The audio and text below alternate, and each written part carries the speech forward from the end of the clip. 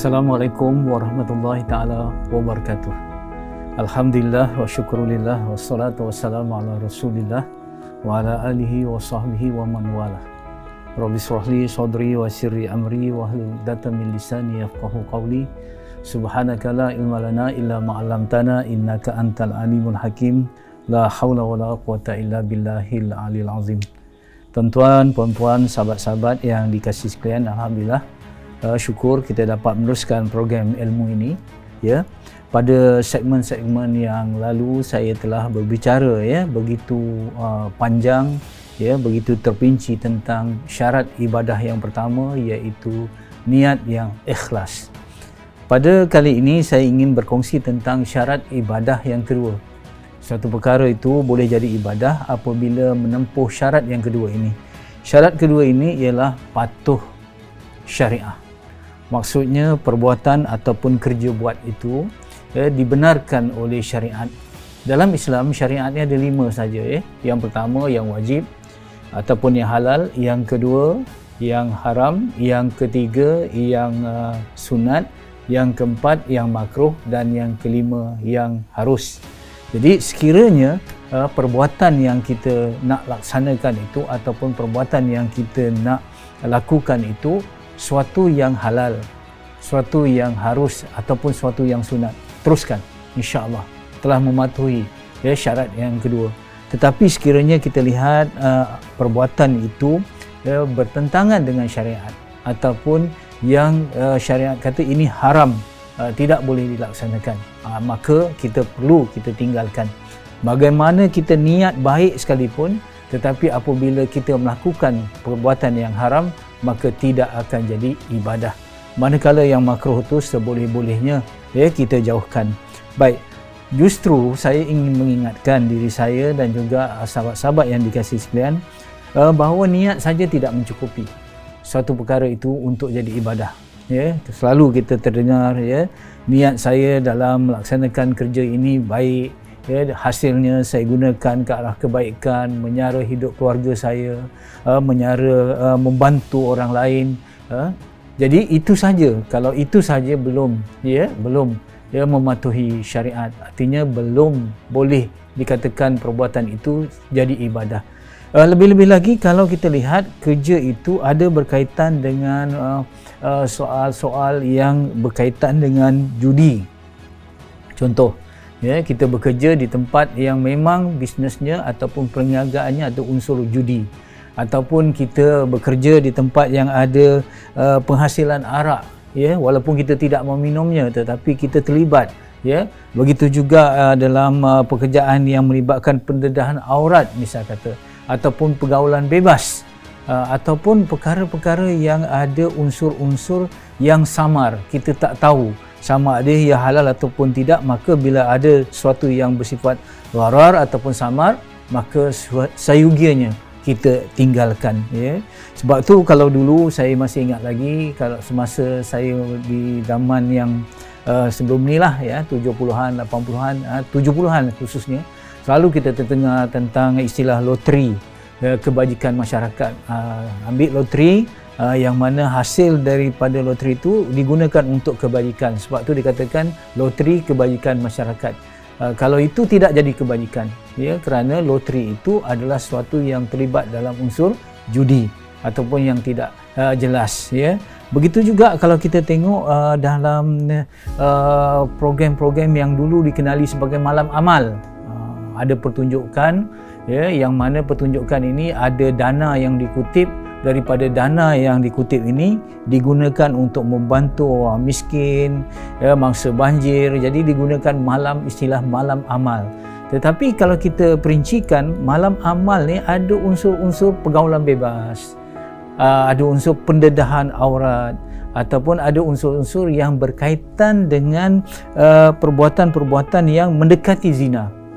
macam mana pun banyak yang kita dapat daripada majlis ini ataupun daripada program itu, dan disalurkan ke arah kebaikan, dia tidak akan jadi kebaikan. Ingat saya katakan di dalam Islam tidak ada istilah seperti mana Robin Hood, yang mana Robin Hood ini tujuannya adalah untuk dia merompak, tujuannya adalah untuk membantu orang miskin.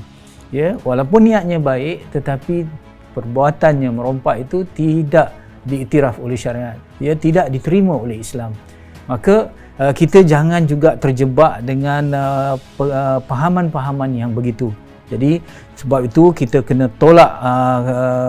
tolak kemungkaran yang dilabelkan atas dasar kebaikan dan kebajikan. Jadi sebab itu kalau kita lihat di dalam masyarakat sekarang ini, kita tidak dapat menolak realiti adanya golongan-golongan yang individu-individu tertentu yang masih terlibat dengan terjebak, saya katakan bukan saja bukan terlibat tapi terjebak, maksudnya tanpa kerelaan mereka. Mereka duduk lagi dalam institusi ataupun organisasi yang ada sumber-sumber yang haram, sumber-sumber riba contoh, ataupun yang berkaitan dengan perkara-perkara yang tidak jelas. Contoh saya ada pengalaman menjalankan program latihan dengan bank-bank yang bercorak Islam. Saya dapati ramai daripada mereka yang bekerja di perbankan Islam ini yang mulanya bekerja di perbankan yang konvensional. Yang konvensional ni ada unsur riba lah.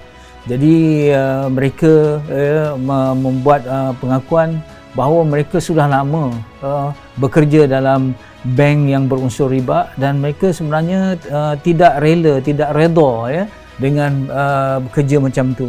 Tetapi mereka tetap bertahan di dalam organisasi tersebut atas dua perkara. Yang pertama, untuk mendapat ilmu perbankan, bagaimana menguruskan sistem keuangan, bagaimana menguruskan pentadbiran dan lain-lain soal pengurusan, yang mana ilmu itu mereka nak gunakan apabila mereka ada jalan keluar untuk menegakkan perbankan Islam. Itu satu. Yang kedua, mereka menunggu dana ataupun modal yang besar untuk melaksanakan ataupun untuk mendirikan sistem perbankan Islam. Mereka dah lama dah ada cita-cita macam ni. Mereka bertahan di dalam organisasi tersebut. Mereka bertahan walaupun mereka tahu bahawa organisasi itu tidak Islamik sepenuhnya, kerana ada unsur riba lagi, ada pelaburan-pelaburan yang tidak patuh syariah. Tetapi mereka menunggu di situ atas cita-cita untuk merubah keadaan, untuk mengubah sistem dan menegakkan perbankan Islam. Mereka duduk itu atas fatwa Profesor Dr. Yusuf Qaradawi yang mengatakan bahawa kita boleh bertahan di individu-individu yang ada pengaruh, boleh bertahan di sistem perbankan yang tidak Islamik, tetapi dalam menyediakan plan yang begitu jelas, dan mereka mengambil semua ilmu itu untuk mereka menegakkan sistem yang Islam. Dan alhamdulillah kalau kita lihat di Malaysia, banyak perbankan, sistem bank yang asalnya dulu masih lagi dalam sistem konvensional, tetapi mereka hijrah. Alhamdulillah. Seperti mana bank rakyat kita lihat. Dulunya bank yang juga mengamalkan perbankan konvensional yang ada unsur riba, tetapi akhirnya hijrah. Begitu juga bank muamalat, contohnya yang berasal daripada bank-bank yang tidak berunsurkan syariah, tetapi akhirnya bank muamalat boleh lahir di tengah-tengah kecamuk itu untuk melahirkan perbankan syariah. Jadi ini saya tegaskan bahawa ini dibolehkan dengan syarat kita memang tidak redha, memang kita tidak sekali-kali ingin meneruskannya, tetapi ada perancangan yang jelas. Tetapi sekiranya kalau kita duduk sebagai kerani biasa saja di satu organisasi yang ada unsur judi misalnya kata, ataupun kita jadi jaga saja di satu kilang arak misalnya kata, janganlah tunggu lama-lama nak ambil ilmu apa, carilah tempat yang lain untuk mencari rezeki yang halal, ya, tinggalkanlah, sebab kita ada peluang untuk mencari pekerjaan di tempat yang lain, ya. Tetapi kalau orang yang ada pengaruh, orang yang ada kedudukan, mereka boleh study, tetapi bukan dengan apa sewenang-wenangnya ambil masa yang lama, tidak ada perancangan yang jelas, ya. Jadi kita lihat di dalam contoh, kalau kita lihat di dalam kehidupan biasa ini, ya, bagaimana, ya, kalau kita lihat dalam istana Firaun contohnya, dalam istana Firaun kita lihat ada 3 orang yang tidak redha, ya, apa yang berlaku di dalam istana Firaun itu, ya. Ya, pertama yang tidak redha ialah Masyitah, tukang sikat rambut anak Firaun. Yang kedua Siti Asyah, iaitu isteri kepada Firaun sendiri. Dan yang ketiga Nabi Musa AS, anak angkat Firaun itu sendiri, ya. Ketiga-tiga individu ini mereka tak mau duduk mereka tak redha dengan sistem Firaun tu, ya. Tetapi mereka melakukan 3 tindakan yang berbeza, ya, 3 tindakan berbeza. Masyitah menyembunyikan keimanannya hinggalah satu ketika dia terlepas cakap, ya, wahai Tuhanku, ya, sehingga waktu itu anak Firaun mengetahui bahawa dia tidak bertuhankan ayah mereka, tetapi bertuhankan Allah. Jadi akhirnya Masyitah dibunuh. Begitu juga Siti Asyah. Siti Asyah golongan manager, tadi golongan subordinate, ya, orang bawahan Masyitah. Golongan manager ataupun golongan pengurus ni macam Asyah ini, dia patuh kepada arahan-arahan Firaun selagi tidak menyalahi syariat, tetapi pada masa yang sama, ya, dia tetap menjaga keimanannya dan tidak bersekongkol, ya, dalam perbuatan-perbuatan yang menyalahi syariat, ya. Tetapi akhirnya Firaun tahu juga, dan akhirnya, ya, Siti Asyah pun dihukum mati, ya. Tetapi berlainan dengan golongan leader, mereka yang berwatak pemimpin seperti mana Nabi Musa alaihissalam. Nabi Musa alaihissalam sebaliknya, dia keluar daripada istana Firaun, ya, kemudian mengumpulkan pengikut dan kemudian berdepan dengan Firaun dengan membuat sistem yang tersendiri, sistem Islam yang tersendiri, dan lawan kepada sistem yang lama yang kufur. Jadi inilah yang kita lihat bagaimana kalau kita terperangkap dalam sebuah organisasi yang tidak Islamik sepenuhnya, tetapi itu lebih baik, ya, kalau kita menjadi orang yang baik dalam sistem yang tidak baik, menjadi orang yang baik dalam sistem yang tidak baik, berbanding kita jadi orang yang tidak baik dalam sistem yang baik. Sistem dah baik tapi kita tak baik. Tapi ketiga-tiga tadi, golongan tadi yang mewakili golongan bawahan iaitu Masyitah, golongan pertengahan ataupun grup pengurusan iaitu yang dikatakan Siti Asyah, ya, dan juga Nabi Musa yang mewakili golongan pemimpin. Mereka mempunyai cara yang tersendiri untuk bagaimana nak menegakkan sistem Islam, kalau tidak di dalam organisasi tetapi diri mereka dahulu mereka selamatkan, ya, sesuai dengan firman Allah Subhanahu wa taala, ku anfusakum wa ahlikum naro. Satu lagi dalam syarat ibadah yang kedua ini, iaitu patuh syariah ini, kita jangan terkeliru, dengan kata yang kita kena patuh hanya hukum Allah saja, tetapi peraturan-peraturan dalam organisasi, hukum-hukum dalam negara, itu kita langgar je lah. Ya, tidak ada nilai apa-apa yang perlu kita jaga. Yang kita nak jaga hukum Allah, itu salah, ya. Kita hendaklah lihat contoh-contoh di dalam negara, hukum-hukum dalam negara, peraturan di dalam organisasi yang mana tidak menyalahi syariat, maka kita kena juga mematuhinya. Contoh, ya, kita kena hadir pada waktu bekerja, pada waktu yang telah ditetapkan, kemudian habis bekerja pukul berapa, jam berapa, yang itu kena patuhi, sebab itu adalah amanah yang walaupun bukan datang daripada Allah Subhanahu Wa Taala, tetapi ini adalah sifat orang yang beriman, ya, dia menjaga amanah, ya. Ini satu. Ataupun kita lihat dalam peraturan yang biasa di jalan raya, kita lihat ada tanda-tanda lampu isyarat contohnya. Mana ada Al-Quran yang mengatakan kita kena berhenti di lampu merah? Ya, mana ada hadis yang menunjukkan bahawa lampu hijau kita boleh berjalan? Tidak. Ya, tetapi peraturan-peraturan yang menjadi rujukan di atas jalan raya ini sesuai dengan prinsip, ya, wala tulku bi aidikum ila tahlukah. Maksudnya jangan jatuhkan diri kamu ke arah kebinasaan.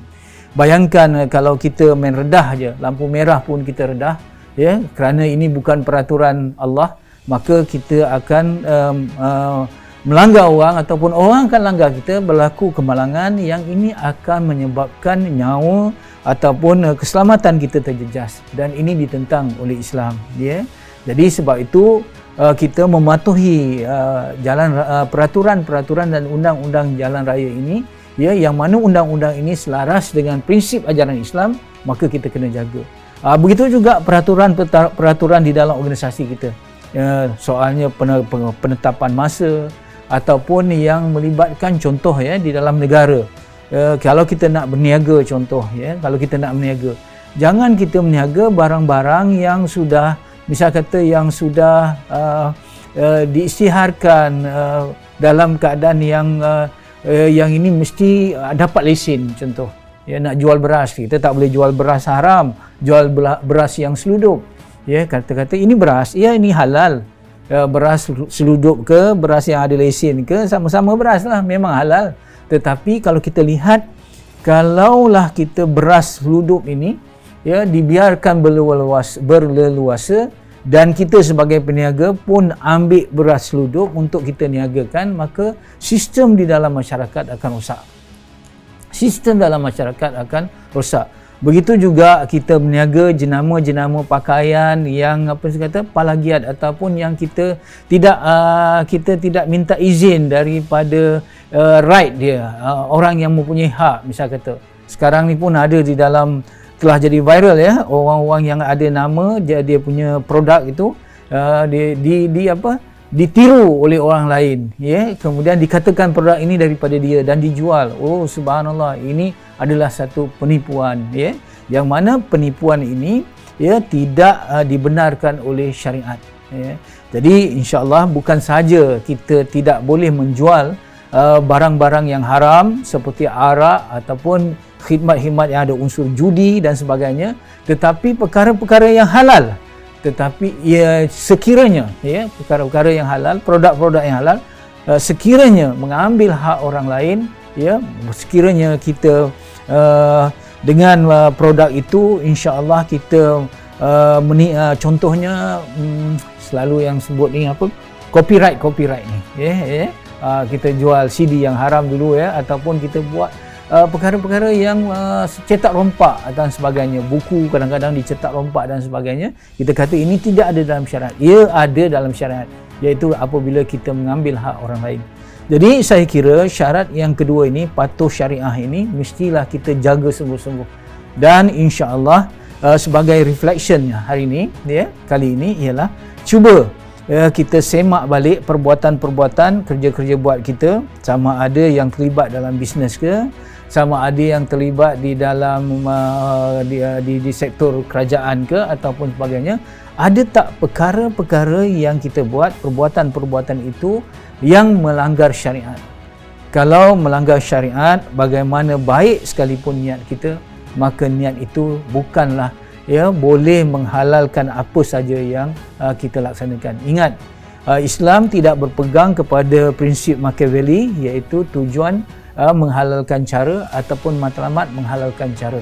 Di dalam Islam jelas, ya, niat yang baik mesti dilaksanakan dengan jalan yang baik, matlamat yang benar mesti dicapai dengan jalan yang benar, ya.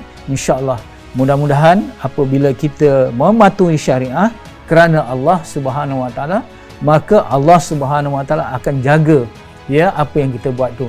Kerana di sana ada janji daripada Rasulullah sallallahu alaihi wasallam, ihfazullah yahfaz. Ya, kalau kita jaga Allah, Allah akan jaga kita. Menjaga Allah dalam arti kata kita menjaga hukum hakam Allah. Sama ada dalam bisnes kita ke, di dalam pekerjaan kita ataupun dalam apa jua usaha kita, sekiranya kita menjaga syariat, ya, kita yang wajib kita yang halal kita laksanakan, Yang haram bagaimana menguntungkan kita tinggalkan, insya-Allah Allah akan menjaga perniagaan kita. Allah akan jaga pekerjaan kita. Allah akan jaga diri kita dan keluarga kita. Dan inilah pentingnya kita. Syarat yang kedua itu iaitu untuk menjadikan suatu pekerjaan itu jadi ibadah, syarat yang kedua ialah mesti mematuhi syariat. Sekian, wabillahi wallahu alam. Assalamualaikum warahmatullahi taala wabarakatuh.